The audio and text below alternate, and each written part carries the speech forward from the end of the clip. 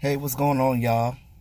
It's your boy again, E2 Blue, coming back at y'all. How's everybody doing today? So, it is now Tuesday the 17th of April, and we're about a week and some odd change away from this NFL draft.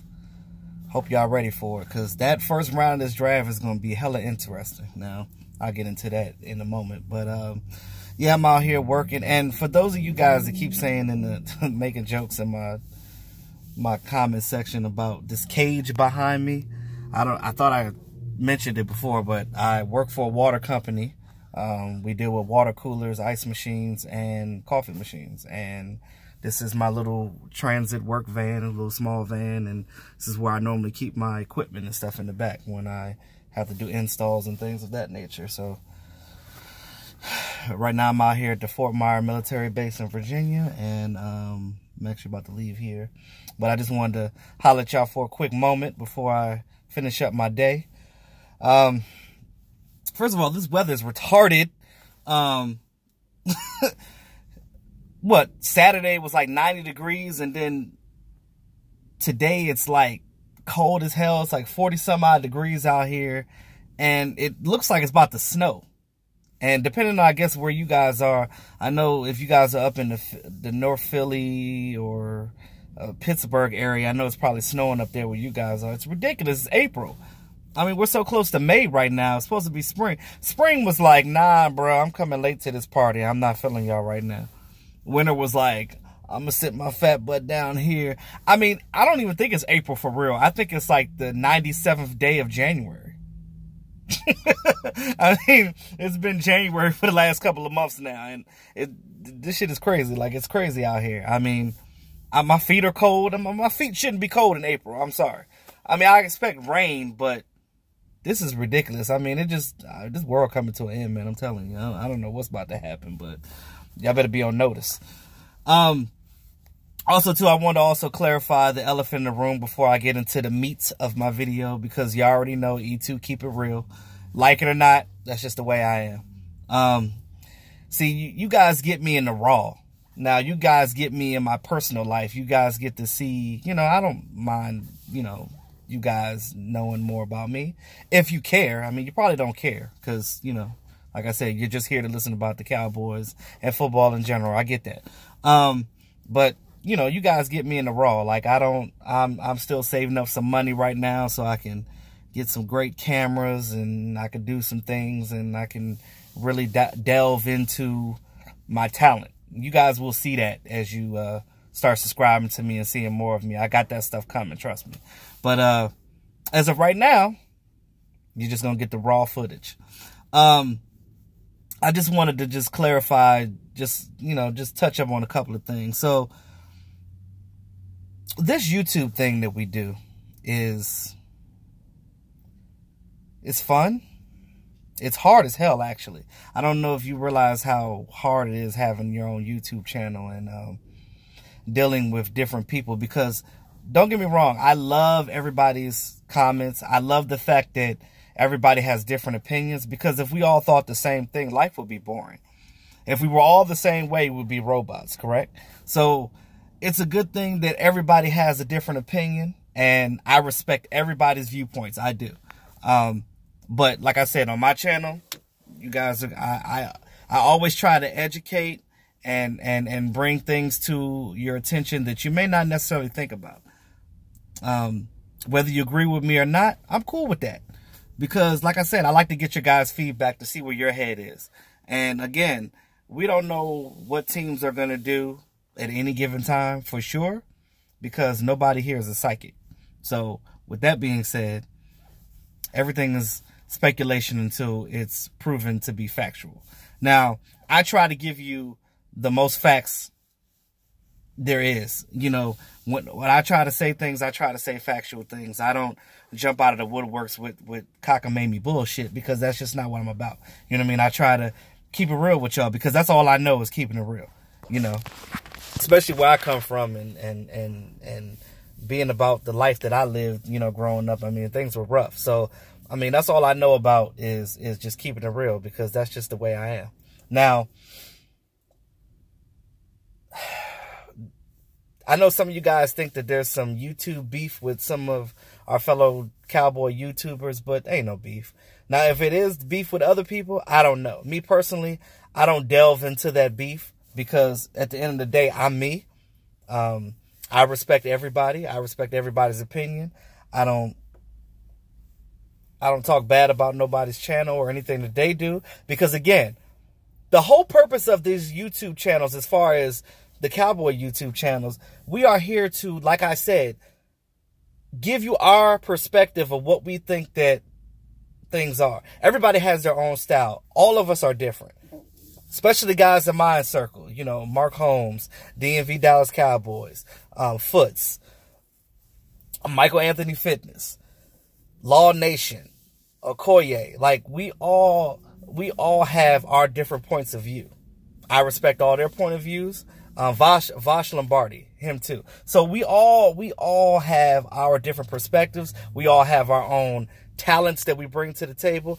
And if you pay attention to us, we all have things that we're good at that another person isn't good at. So at the end of the day, this is things that we all bring to the table. So if you follow all of our channels, you already know this. So I'm probably speaking to the choir for some of you, but for me, there's no beef.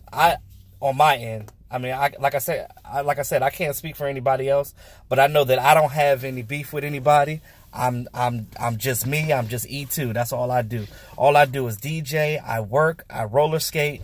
I mean, I'm kind of multi-talented. You guys get to know me more. I do a lot. So, I don't have time to be dealing with any type of drama. I just, for the most part, I run my channel the way that I run it. If you like it, great. If you don't, it's okay.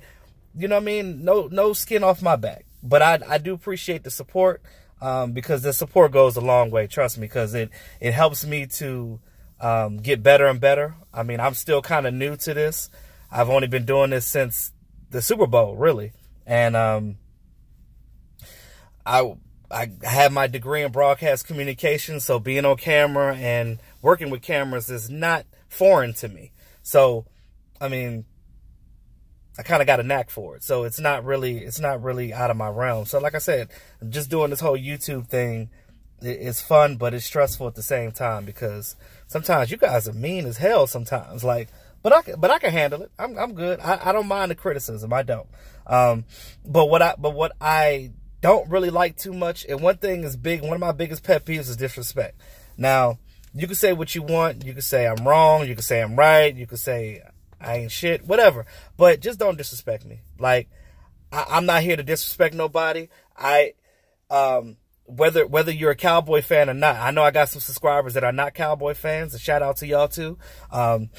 Whatever it is, if you just like me for my personality, that's cool. I like that. I mean, I think I'm a funny guy. I think I'm a cool dude to be around. That's just how I feel about myself. I think I'm pretty decent guy. So at the end of the day, you know, just if I don't disrespect you, don't disrespect me. That's just how I feel about it. I'm just bringing to you my perspective. If you don't like it, you can speak on what your perception is, and I'll comment it. I'll keep it real with you. But at the end of the day, like, you know, it's not that serious, y'all. It's just football. Whether it's the Dallas Cowboys or any other football team in this league, it's just football. Like, everybody, like, we're all different, but we're all here for the same thing. To talk about football, to enjoy football, to interact with each other about football.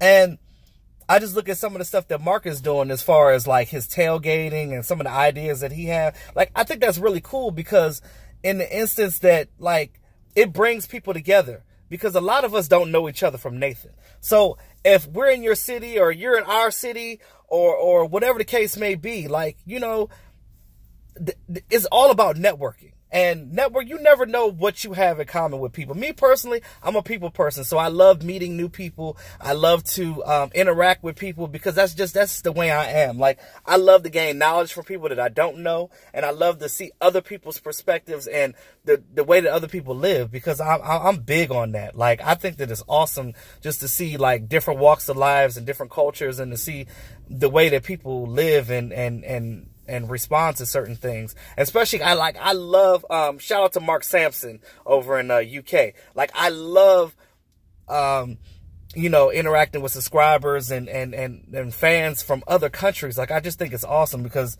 London is definitely one place I want to go to. I've never been before, but I like to travel. I like to see other places. I like to do different things. I've been to Africa. I'm half Jamaican, so I've been to Jamaica. So I just look at different things, and I just love to see other people's culture. I love it. I love it. I love it. I just love the interaction. But enough about me talking about that. I'm done with that rant. I just wanted to just clarify that. Like, I don't have no beef with any other YouTubers. Whether other YouTubers don't or do, it is what it is. But I know that the guys that I'm cool with, I know that we're all cool with each other. Yeah, we're going to snap on each other because that's what we do. You know what I mean? And none of us have the same opinion on everything. We don't. You know what I mean? I know personally with me, like, I don't have really any biased opinion. I speak the truth and I speak the facts as far as the things that I see. And, you know, I just want you guys to understand that sometimes what you see is not always what it is, especially when it comes to the football league, because there's a lot of stuff that goes on behind closed doors that we don't know about. And, you know, and you can't listen to every media outlet. And that's another reason why we do this YouTube thing, because you got to understand those guys out there, I don't get paid. I mean, I do this for the fun of it. You know, like I said, I'm the new guy on the block. But I will say that I am very intelligent, and I do have a lot of things that I can share with you guys that, you know, sometimes you may not think of.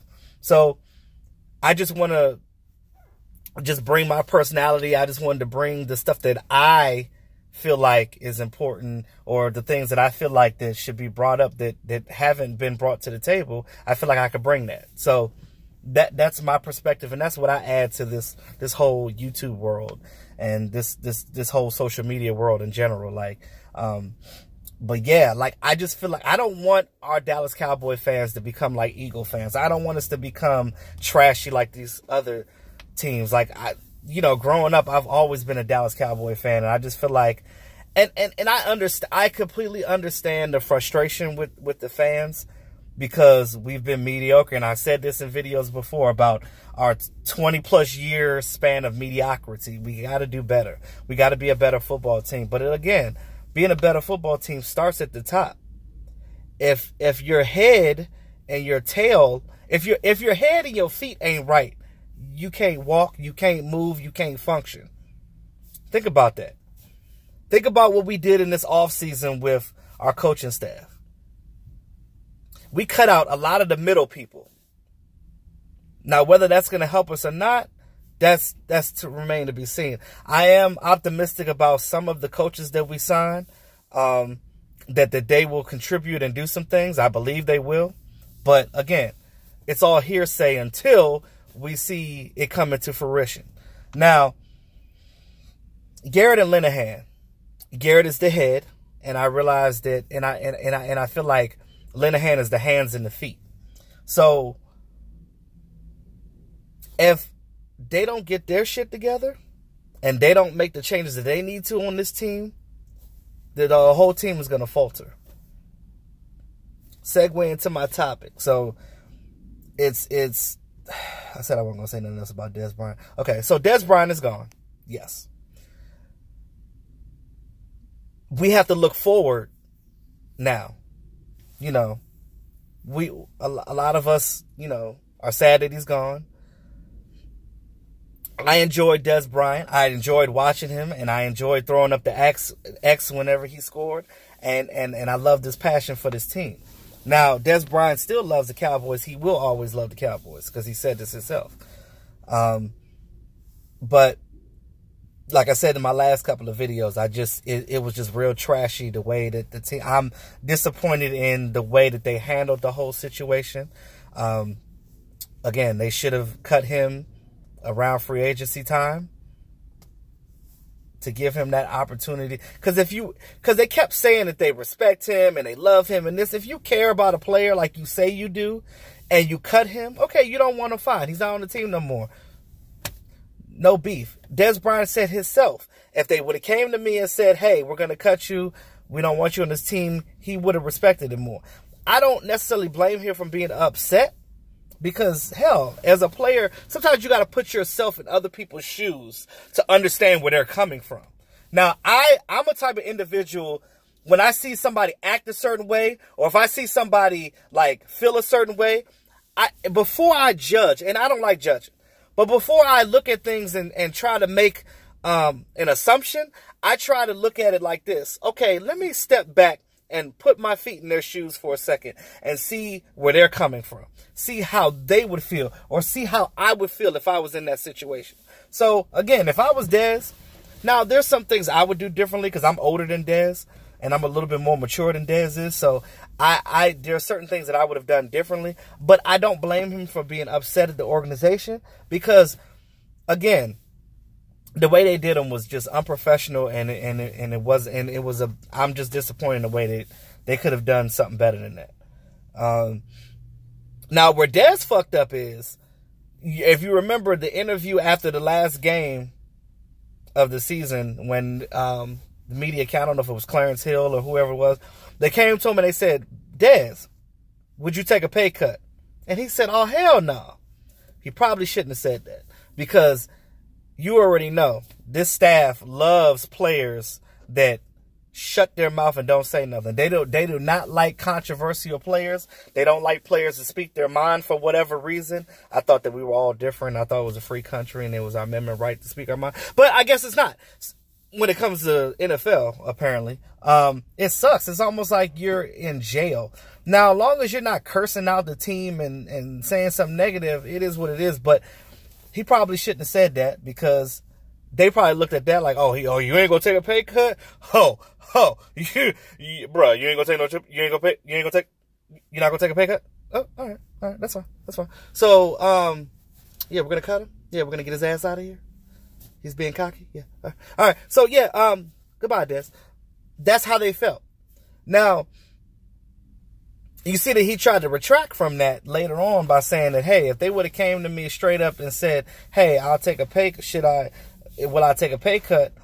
Then he said he would. Now, and my philosophy and what I think that the reason why he said hell no in the beginning was not necessarily because he wouldn't take a pay cut.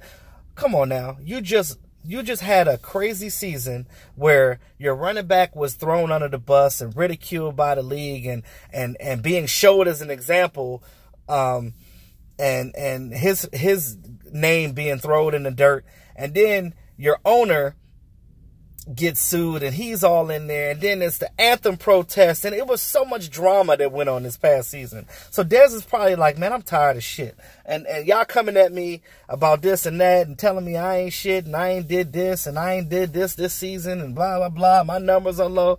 I mean, that probably got to him, and he probably was like, that was probably the straw that broke the camel's back when they said that. He's probably upset at the time when he said that. I'm pretty sure he was. And that's probably why his comment was, man, hell no, I ain't taking no pay cut. So, but unfortunately, that comment was one that ultimately, among other stuff, now there were other reasons that they said that they cut him, but I'm just saying that didn't help. Now you fast forward to now, and he's no longer on the team.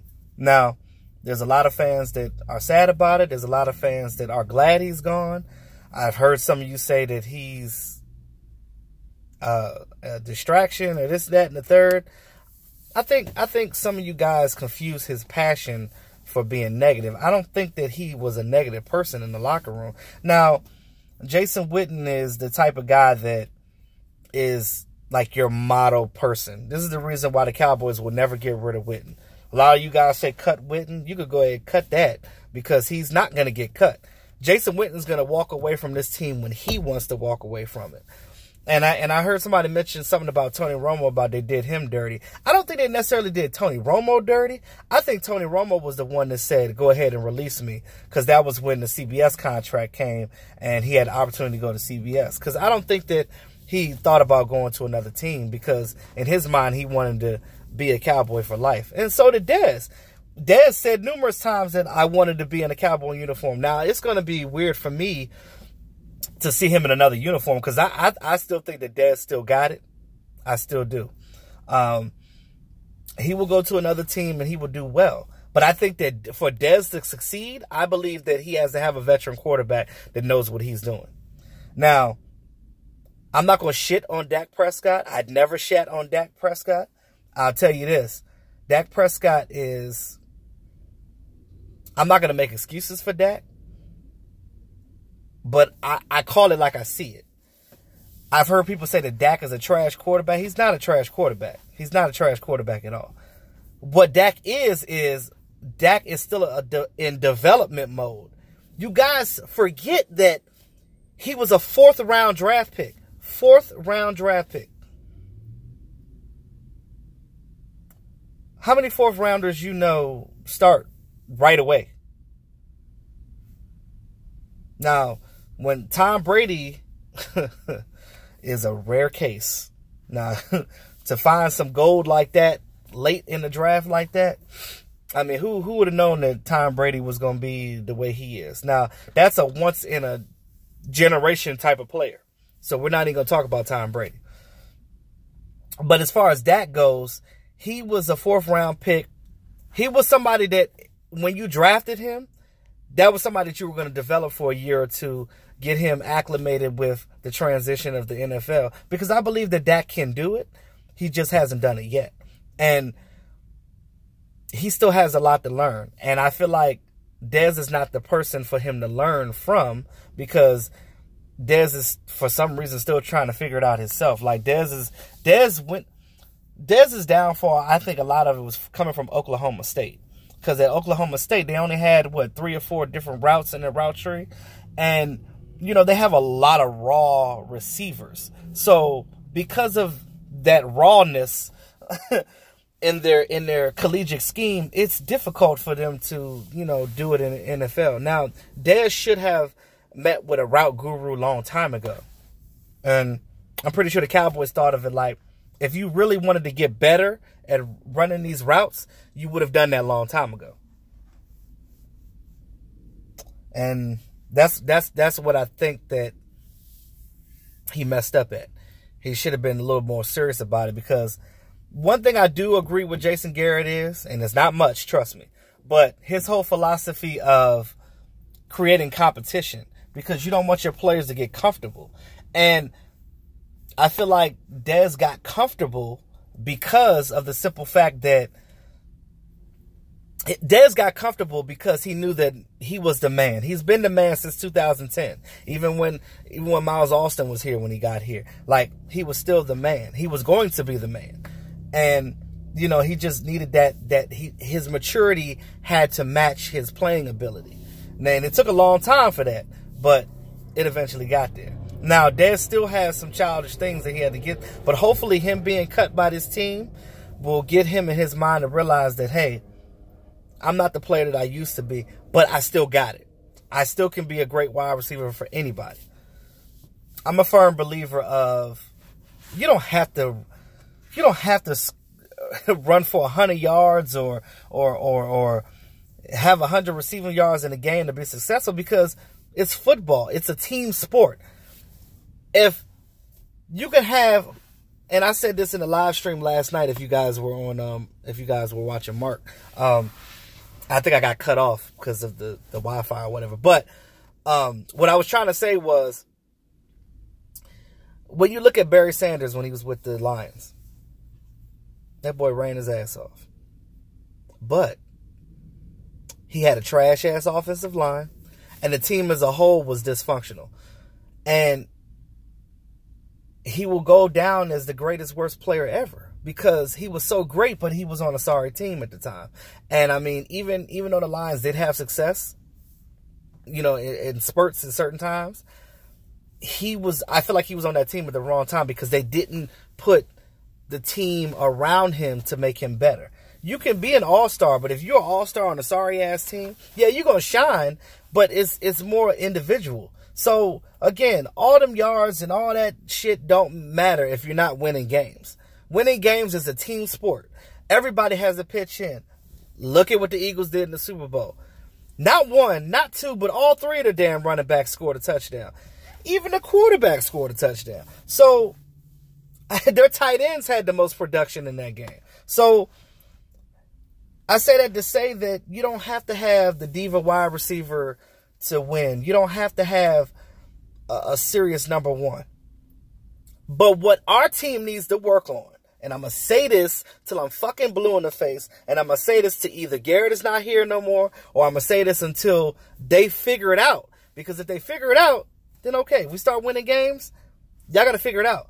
But I'm tired of watching these games and seeing other teams, and when you hear them talk, they just look at the Cowboys like, man, they ain't shit. They're so predictable. We know what they're going to do. And I don't want all the stuff that Dak is trying to accomplish with this team to be for nothing, because he can't develop if he doesn't have the right staff around him. Now, again, he was great his first year because Mark Sanchez was there and Tony Romo was there. They were able to tell him, hey, this is where you need to throw the ball at to Dez. This is how you need to do this. This is how you need to do that. The drop-off came when they wasn't here, and he didn't have Zeke to lean on. Now, Dak will get better, but he has to work on a lot of his mechanics. And I feel like if he does that, he'll be all right. I don't think that Dak will ever be the most elite quarterback, but he definitely is kind of versatile. Like, you know what I mean? He can run, he can pass, but he needs to work on his footing. He needs to work on his progressions. He needs to work on seeing the field and reading defenses. But it takes the coaching staff. It takes Garrett. It takes Linehan. They have to come together, and they have to give him the best opportunity to be the greatest he can be. Because, again, Tony Romo didn't play till his third season or whatever. So, you know, let's just keep that in perspective. So, again, life after Dez. We're going to be okay. We will. Now, I know some of you guys are sad that he's gone. He was a great player for us. Throwing up the X's was always a good thing. But, again, we got to move forward with this team. We got to get better. We got to use this money smart. We got to be smart about our money. We have to get the right players in here that's going to fit this scheme. And we got to do what we do. Let's go ahead and get Will Hernandez. And I'm going to tell you, I would like to see us get Cortland Sutton in the second round. It would be awesome because I feel like some of these wide receivers are going to drop. Because I feel like in the top 15 of this draft, it's going to be some players in there that ain't supposed to be. I feel like teams are going to start reaching. And reaching is going to be good for the Cowboys because not us reaching, but other teams reaching is going to be good for us because that means players that we've been looking at are going to be, or players that we need on this team are going to be, it seems like they're going to be more attainable for us to get. So I'm going to pray on that. And hopefully that comes into fruition. Now, I don't want no damn wide receiver in the first round. We don't need that. We got to go defense or offensive guard. That's it. Period. There's no debate about that. We all would love to have Derwin James on this team. And I'm pretty sure that I can speak for all of you guys when I say that Derwin James would be awesome in the first. But you got to go up and pass Tampa Bay to get him. And because Tampa Bay been looking for, because if that's the case, Derwin James ain't leaving the state of Florida. I'm just saying he gonna stay at home, and he gonna go with Tampa Bay.